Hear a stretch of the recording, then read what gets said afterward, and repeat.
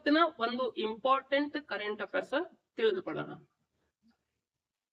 Deepak Mittal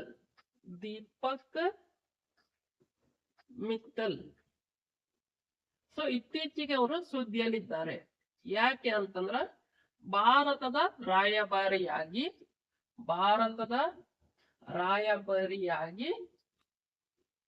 UAE ದೇಶಕ್ಕೆ ಆಯ್ಕೆ ಆಗಿದ್ದಾರೆ.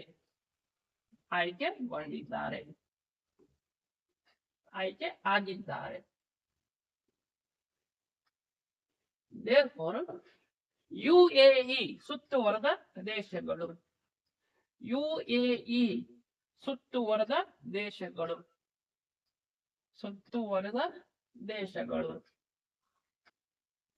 ಒಂದು ಸೌದಿ ಅರೇಬಿಯಾ,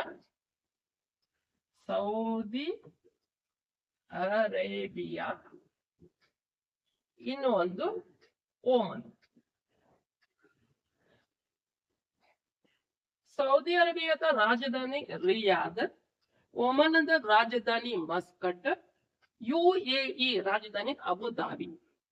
UAE ಈಗ ಮತ್ತೊಂದು ಸುದ್ದಿಯಲ್ಲಿದೆ, ಅದು 2025 ಏಷ್ಯಾ ಕಪ್